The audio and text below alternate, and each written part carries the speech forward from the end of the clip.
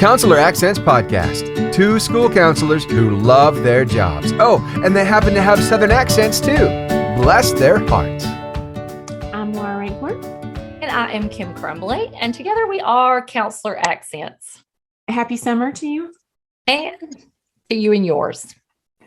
I would like to tell you about something that I did yesterday. Happy Solstice Day. I don't know what I'm talking about. We've talked, you and I have about the balance of guilt. Like no matter what activity we're doing, we feel guilty because we feel like we should be doing something else.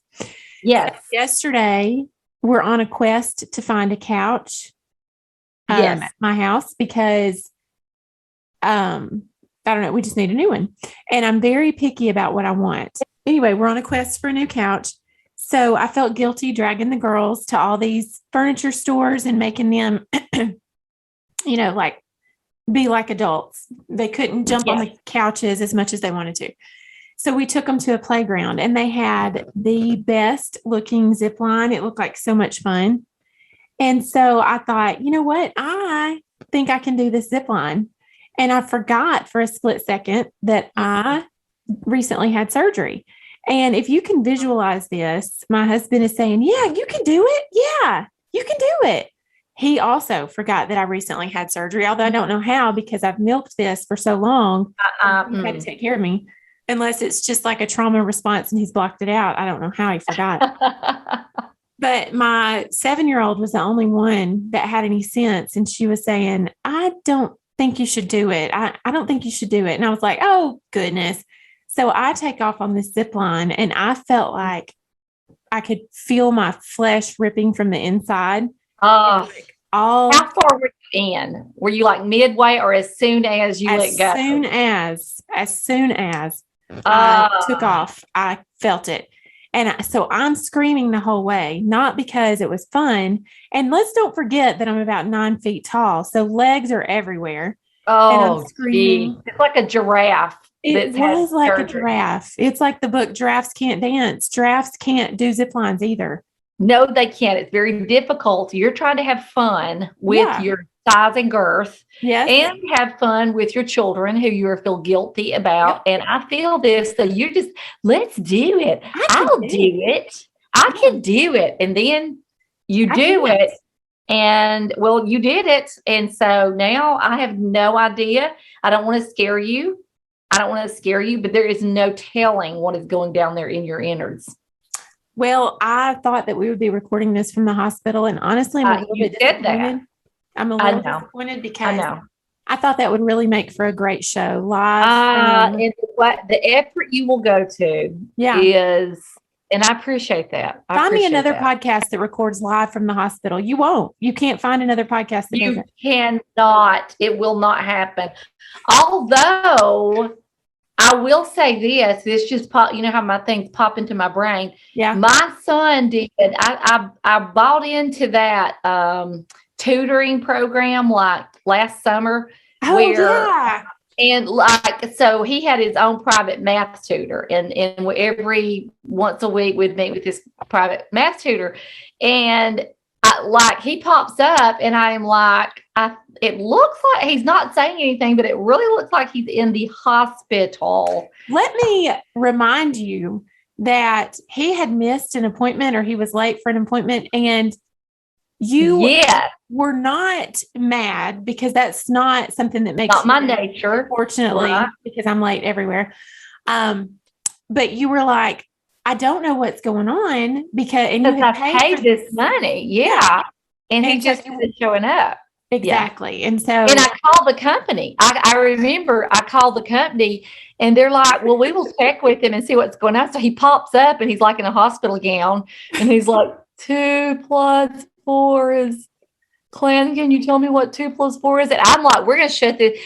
In 15 minutes in, I'm like, oh, that's good. Thank you. We've really got our $200 worth. Thank you. Go lay back down.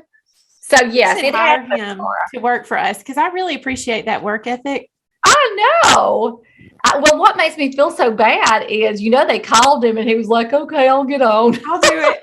Hey, there's a lady in Alabama and she's mad that you haven't shown up for her sessions.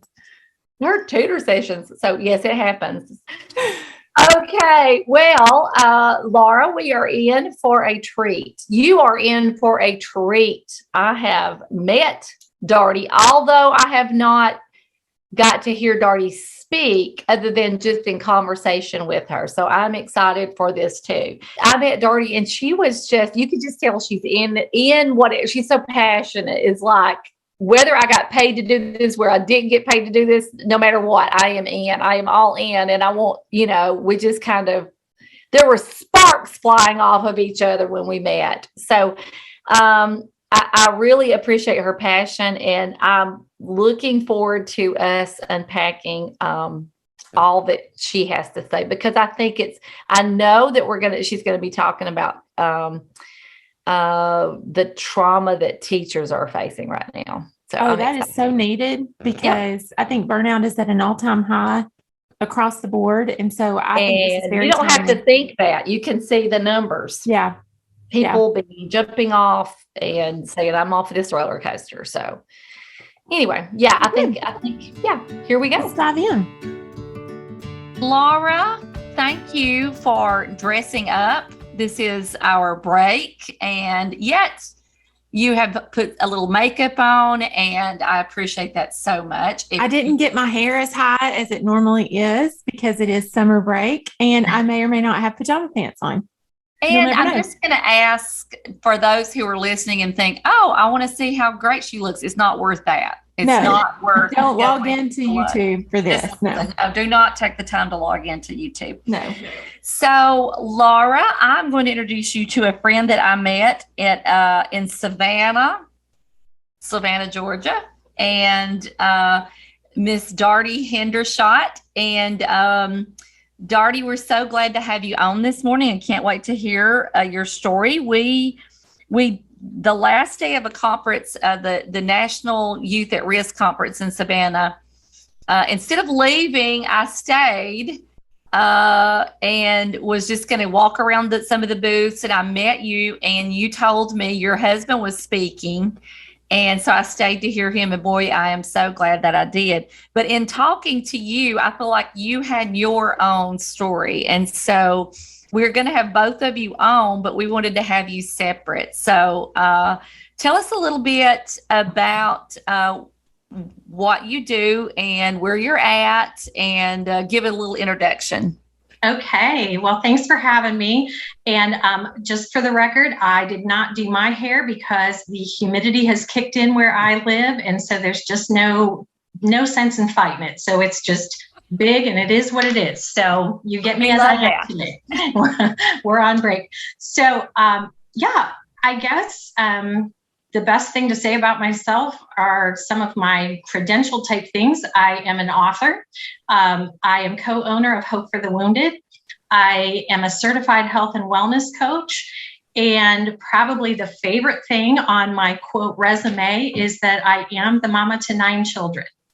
So I love sharing that part, because that's been my full-time job for a very, very, very long time. We had to get a little teary this last week or so, because we, for the first time in 28 years, will no longer have children in elementary school.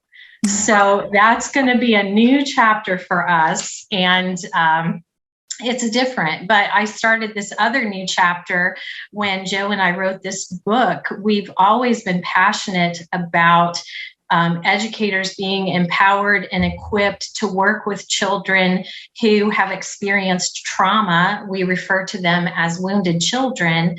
And but we've just always felt like there's another really important piece to this, and that is the well-being of the adults who are stepping into these children's stories every single day. And so Joe had already written 2 books, and we had been discussing this next book. He just really didn't want to write by himself, and had actually submitted a prospectus for the book with someone else, and the publisher sent it back and said, I don't think you're on the right track here. And I had been kind of hesitant and saying, Joe, we have to be careful, because if you publish with someone else, you're basically married to that person forever. It's always going to be there. And it was just funny because one day it hit me. I'm so passionate about this topic, and I kept coming up with all of these ideas. And we finally looked at each other and said, well, this is silly. We need to do this together. So we wrote the book about supporting the wounded educator together. And fun fact, it was published, released 3 weeks before the COVID lockdown happened. So we did not write the book in response to COVID. We wrote the book because we were already passionate about the fact that educators, this is an important part of the whole equation. This is an important part of a comprehensive approach to how our schools do business. So that's a little bit about me and about where I'm coming from and where I'm at. And I'm delighted to say that I've started working in a lot of schools with teachers, with staff. One school, I was so proud of them because not only did they support their staff, they even had the transportation team come in. And I just thought that was fantastic. They're seeing the kids first thing in the morning and at the very end of the day. And you want to be in a good place to do that. So it's been a really exciting journey to get to work with people in this capacity. And it has started evolving that I'm not just working with the adults, but they've started having me work with students talking about what does your wellness look like. So it's really exciting. And it's just such an honor to get to do this. Dardi, I will say that I did, when I met you, I knew that this was, I can tell, and Laura can tell, when somebody's passionate about something. It's not a job. I just really felt like this is her mission. And you're right in that there has never been a more timely, never been a better time for this book. And that you wrote it pre-pandemic, it makes it even, I think, shows me that was your heart even before, but more needed even now. Talk to us a little bit about some points that could help our listeners. So a lot of our listeners are school counselors. And let me just say, Dardi, we carry a lot of information that other educators don't have to carry. Yes. And we know things that we wish that we did not know. Yeah. So that's going to be a lot of your audience and a lot of administrators. A lot of our administrators will know what we know, but yes. The teachers are, even in their own students, may not be aware of some of the horrific trauma that these kids have experienced. So I think we are all feeling that as this continues to snowball. Yeah. So what are some things that you would tell our listeners about how to handle this trauma that we experience? Well, I'm so glad you brought that up because that's exactly where the book starts. We hear the word self-care, and I honestly can't stand the word self-care because it sounds like a topical quick fix. And our wellness is a journey. It is not a quick fix. And it starts with understanding our real life experiences and how those impact us. It's beautiful that we're becoming trauma informed about our students to understand how their experiences impact their learning and their relationships and how they relate to others and how they feel about themselves. But we need to understand that about us too. And while not every one of us has experienced trauma firsthand, a lot have, and I'll talk about that some more in a minute, but the secondary trauma, vicarious trauma, is a very real thing. We're stepping into stories and seeing things that we can't unsee. And that absolutely impacts our sense of well-being. And so we need to know, exactly what you said, how to unpack that. And often I remind people that the best tool that you might put in your self-care toolkit is enlisting the objective voice of a counselor, someone outside of you, that can help you unpack those things and put them where they belong. Because if we don't put them where they belong, they become heavy luggage that we're carrying with us everywhere. And it absolutely impacts how we feel and how we might be interacting or maybe not interacting, because sometimes what we do is we start putting walls up. And this being in the schools, we have to be all in. That's just the nature of when you work with people. You have to be all in, but you can't give what you don't have. So you have to be sure that you're tuning into those places where you are being challenged, where you are feeling depleted. So that's right where it starts, is understanding how secondary trauma, and for some of us, it's personal trauma. I myself, I don't mention it at the beginning when I'm talking about my resume, but trauma is part of my resume. It's part of my story, and it absolutely comes to the table. But I've worked a long time learning how to contextualize that so that it doesn't hinder me, but it actually makes me more compassionate. It makes me more driven. But that's a process. That's a huge process. And I will share with you that when I do sessions with schools, I do this really neat polling system that's anonymous, so people feel freedom to answer. But when I ask people, have you yourself experienced one or more traumatic events in your life? That I have never had it go below 83% yes. Most of the time, and I've done this thousands of times, most of the time it's over 90%. And I have had instances where my group has been 100% yes, I have experienced trauma. We need to know that. No bubble bath is going to fix that. We have to be really intentional with what we're doing to support ourselves. Well said. Laura, where did I know that you and I have talked about that self-care component. I think it's important, those coping skills, like you were talking about nature, bath, and all those things, but we do realize it's past that. So where did your mind go, Laura? Well, I think about, Kim and I always say everyone has a story. And my administrator and I have talked about that too, that, it's not just the students who have a story, but the adults have stories too. And Kim and I have been preparing for a couple of conferences and speaking engagements this summer.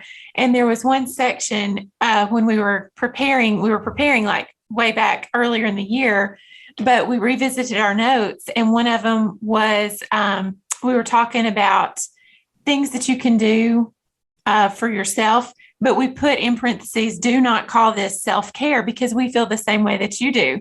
Yeah. And so when you said that, I was like, oh my goodness, we're right along with you. We get that, because it becomes a task, really. It's one more thing that you have to do as self-care. And I love what you said. A bubble bath is not going to take away your personal story or change the trauma that you've encountered. Yeah, absolutely. And that's when I start talking to people about, instead of thinking it as self-care, like you've got to carve out an hour to go to the gym. No, let's start looking at it as, where can I be intentional with my minutes?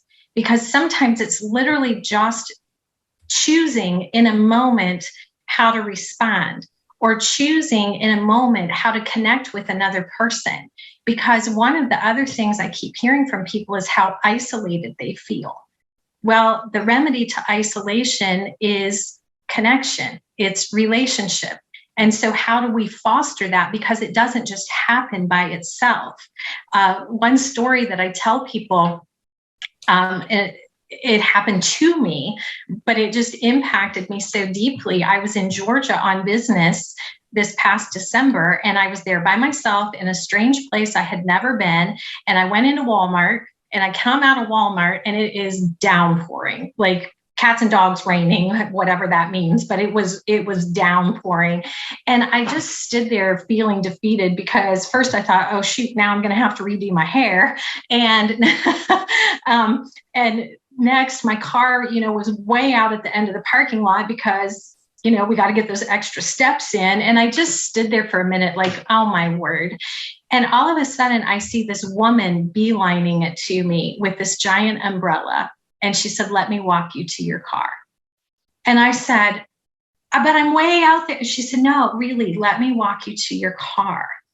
And she walked and, we just small talked, but she was smiling the whole time. I had a lump in my throat because I tend to get all weepy and emotional about things, but I loved that because it only took a few minutes, but it has lasted me. I still get goosebumps when I think about how she saw someone in need and reacted. And I accepted it, because we have to be willing to accept that connection.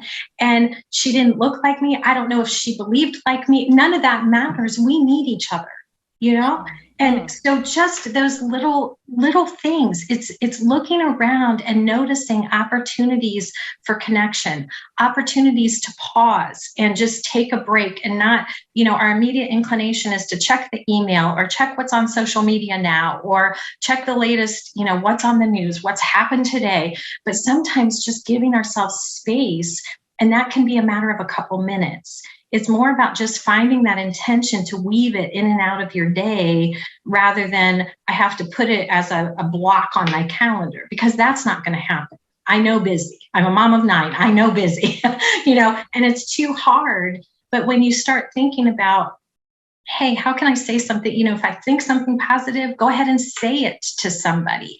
It's that quick.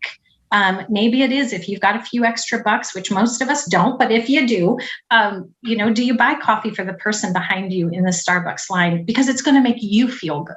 It's going to last with you because you've reached out to somebody else and said, hey, I see you. I see you. So that is so powerful. The words coming out of your mouth, Dardi, are so powerful, so simple, but so powerful. And you've inspired me for today. So I know you're going to inspire our listeners, but I kept thinking, live in the moment. What is happening at this moment? I think our society is the next thing, the next thing, the next thing. What is, you're already thinking about that next thing I've got to do, but to be connecting in this space right now, in this moment and living in that moment is just powerful. I mean, that is just a really powerful message. Well, it really is. And I think sometimes we tend to overcomplicate things, or even on the flip side, oversimplify things. A lot of people are getting that word, well, you just need to do better self-care. And then they dismiss you. And I don't think that's fair either, because then it feels like this burden. And then I start feeling guilty, like I'm failing myself and I'm failing everyone else. And it's not that, but it is about creating some vision for ourselves. What do we hope for? And I would be remiss if I didn't mention that we feel like hope is a huge component of our wellness, because the definition we use for hope is a belief or trust that something good is possible.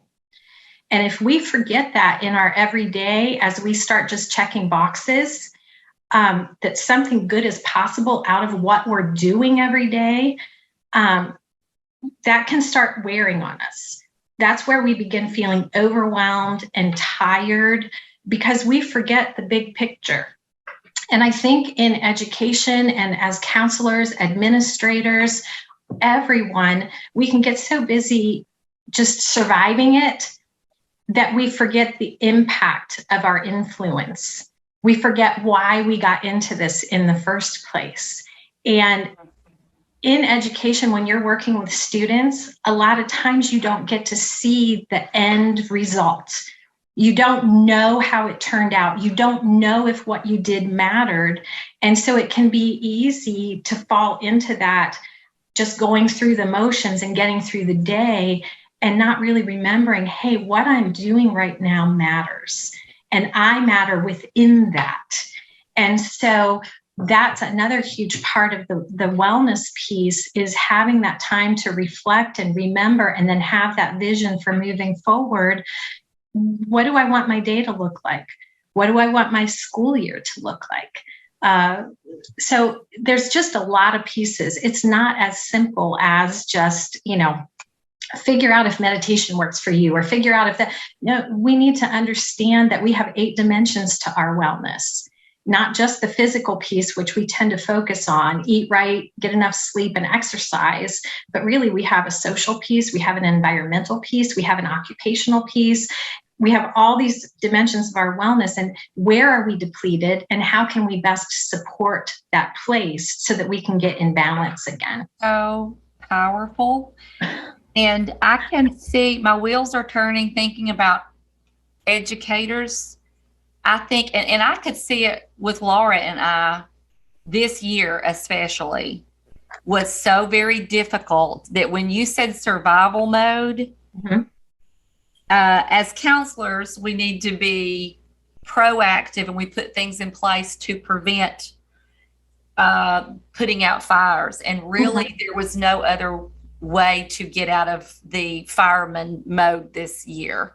And it just, I'm hoping it's going to start to trend back.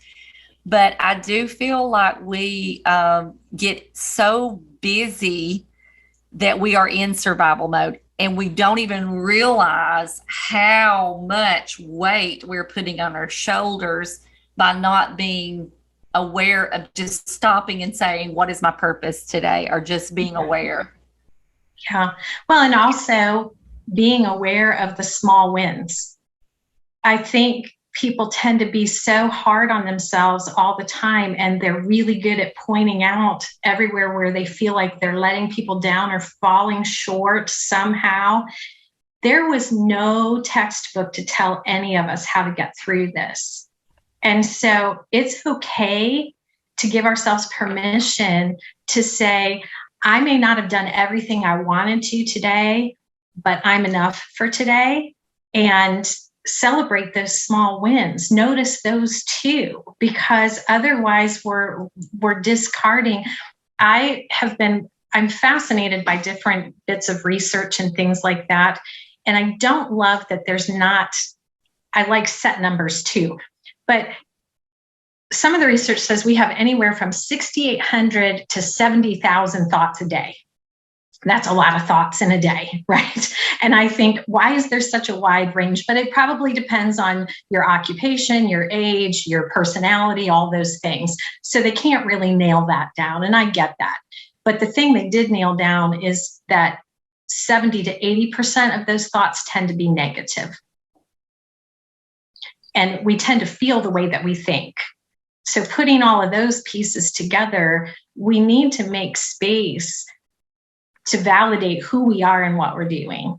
And that's just a huge part of our wellness, because otherwise we start living in our own false beliefs. Joe will probably talk more about false beliefs, because we talk about that a lot with students, but it's absolutely applicable for adults as well, that our false beliefs start becoming the truth that we operate from. And then it becomes this cycle of emotional upheaval and all of this stuff. And it's really hard. And then we wonder why we don't feel good and why we have no energy, because that takes a lot of energy. Yeah. Absolutely. I have this thought. Oh, you go ahead. No. If you had a thought, Laura. I know. Let's She capitalize doesn't on have that the 70,000. She has like 10. Yeah. Okay. That's the very No, I'm hoping that my question sort of evolves as I'm like spitballing, as Kim and I call it. But Okay. I'm just thinking about this year. And before we started recording, we were talking about this spring and how it has been so crazy, and just all the things that we normally encounter in the spring. But this whole school year has been, and Kim referenced it earlier, it's been unlike any other year. And we can't put our finger on it really. But I see it as this battlefield really that we've all been in. And I think that we've had some educational casualties. I've seen people quit and, resign before they were planning on resigning, just because the severity of what we are seeing across the board has gotten to them, understandably. Sure. And so I see those of us that are remaining on the battlefield, those of us that are standing, what sort of guidance would you give them? Or like, I'm imagining when school starts back, I know some of our listeners aren't out of school yet. So they're like, when school starts back, what? I'm still on the battlefield. But, we always have that first of the year, let's get pumped up. But I'm thinking it's almost like we can't do that same let's get motivated speech that we've always done, because this year has been unlike any other. And I said it a second ago, but the severity of the things and the frequency, the increase in the numbers of the things that we've seen, never in a million years did I think that we would be dealing with some of the things that we've dealt with this year. So how do we need to change our beginning of the year motivational speaking to teachers? Yeah. I don't know. If you can piece a question together from all that I just said. I got it. First of all, when you talk about being on a battlefield, I just have to address that, because you probably don't even know this, but we have always referred to educators. And when we say educator, it includes counselor, administrator, anybody who's coming in contact with children, is in that realm.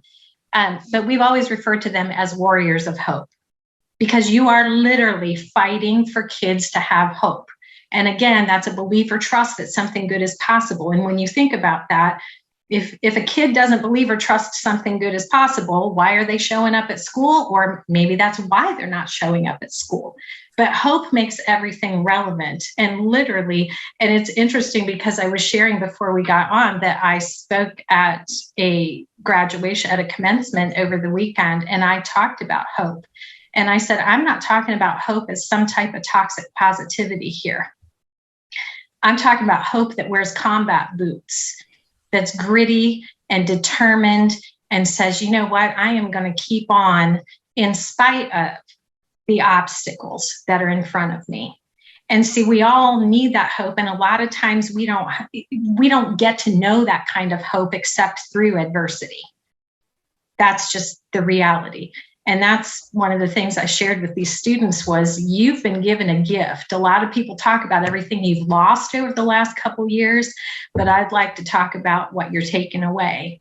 And you've gotten to witness this from your educators, from your counselors, from your administrators, from everybody who kept showing up. That's how you handle adversity, because it's going to change. We just don't always know when. So that's the first part of that. But the second part is why is it all just unraveling? I think a lot of people went into this last school year hyped up, like you said, because we felt like we were turning a corner. And the problem was we did turn a corner, but everybody's still tired from the last, school year where we had to figure it all out. So then we turn this corner only to find new obstacle courses that we've got to navigate. And we've got to do it while we're tired or while we're still trying to recover from this last school year. And so I think it was really disheartening to everybody. But then the other thing that I saw is I was going to work in schools and I got to work with parents. And so it's been fun because I get to work with whole communities of people. But what everybody was kind of saying is it's almost as if we're all overstimulated and we don't know how to do reentry.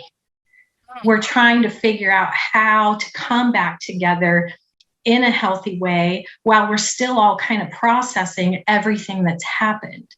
And it's a lot. And I think that's the key, is that we need to be able to not just, there's so many people who just, pull yourself up by the bootstraps and put a smile on your face and let's go. And that's great when you're out on the ball field.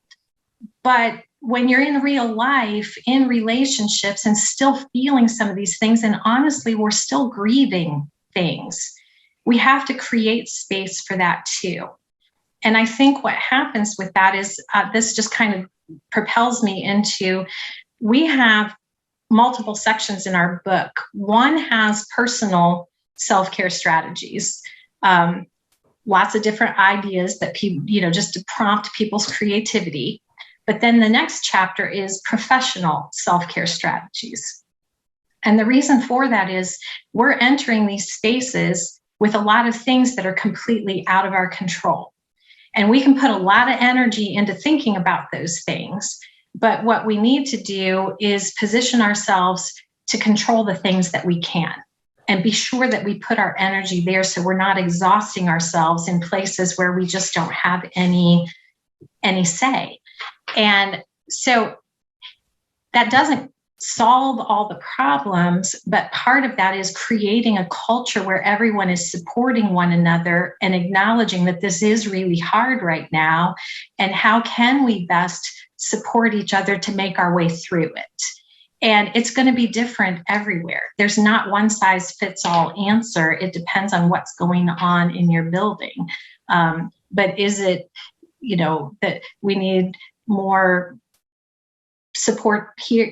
I don't want to start throwing things out there, because one thing I'm big about is we don't come up with complaints, we come up with ideas for solutions, but that's one of the joys I've had, is because when I do follow up with people after we talk about wellness, then we talk about what are some strategies we can do to support these 8 dimensions of wellness. And I divide people up into groups so that they can talk about what works best there. Because I can stand there. I tell people all the time, I have 9 children. You give me a microphone, I'll talk all day. But it's important for us to know what it looks like to come up with strategies for ourselves, because we're fabulous at figuring out strategies to work with children, to find the workarounds, to find the thing that helps them the most. But we don't employ that for ourselves very often. So I think it's big what you're talking about with how overwhelming this past spring was. I think developing that culture within the professional space where we can really talk about what the challenges are, and then also talk about what can we do to move through it in a healthy way, I think is super important. My mind is just whirling, Laura, as she's talking about how school counselors can provide a time or a space, or to maybe get teachers together around coffee, and let's just acknowledge that we're going through this, and then, bring some laughter and bring some, like you said, giving them some voice.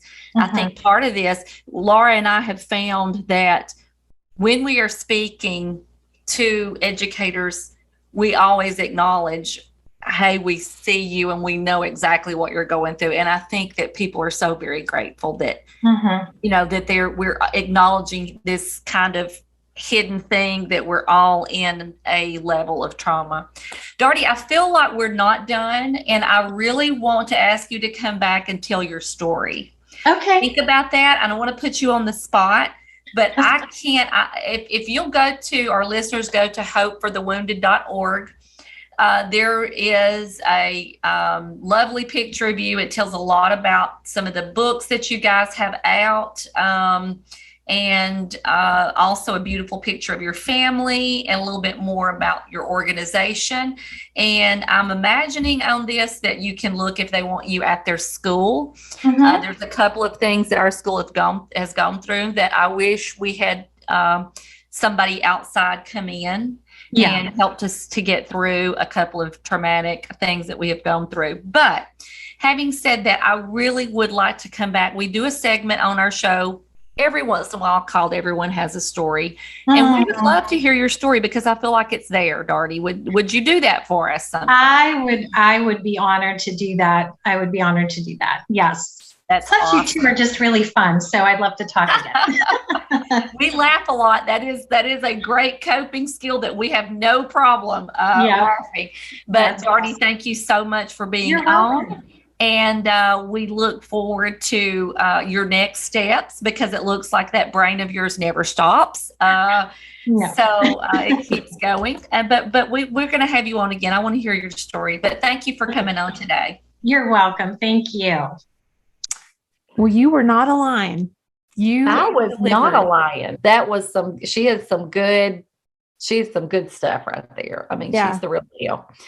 So I think a big takeaway for me was just this, which I think it's a big takeaway for me because we've already been saying this, and it just kind of already reiterates what we're saying, is that self-care can only go so far. Yeah. And so I think acknowledging the elephant in the room, which is besides you. I was waiting. That I know, and it never gets old. No, it doesn't.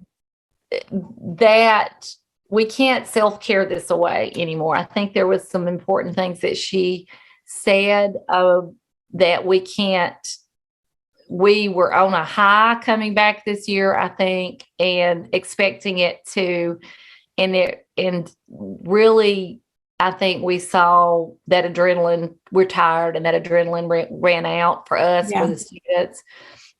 And it was and we're hearing this all across the country, that teachers, counselors are tired. And it was just acknowledging it. Yes, this was a difficult year. And what you had to say about the battlefield, I think, was because you really didn't know that's part of what they talk about is this kind of being a battlefield. But we really feel like we've been on a battlefield this year. Yeah. One of my major takeaways was her story about the person that held the umbrella for her. Yes. And just how that person was there. And I wrote, as she was talking, listen to your gut, because, and I know that I'm going to cash in every blessing that I was storing up by telling this story. So this week I went, as you know, I went to go get flowers. I was over there buying some hanging baskets. And while I was there, this person that I know popped into my head. It was not you, but she popped into my head, and I just couldn't get away from the thought that I needed to get her a hanging basket. And that was not on my agenda. I went over there to get 2 hanging baskets for myself. And while I was there, it is like I could not leave. And you know that feeling whenever you can't get away from it. And so I thought, if I leave here and I don't get her a hanging basket, I'm going to regret it. So I got her one, and I took it to her that night. She said, "How did you know?" I said, "I didn't." I said, "What?" I didn't know anything. I said, "I was just at the flower store and you came into my mind, and I couldn't get away from the fact that I needed to get you one." And she said, "I have been thinking about getting one off and on for a week." And she said she would go to Lowe's and think about getting one. And then she'd say, "No, I'm not going to. And she'd go somewhere else and they'd have hanging baskets. And she'd say, "I'm not going to get one." And so I had gotten her one. And so she has thanked me over and over again for that hanging basket. And I just thought, how many times a day do we have a thought? She was talking about, if you think somebody looks nice, tell them they look nice. Yes. And I'm going to pause here so that you can tell me that I look nice. Moving right along.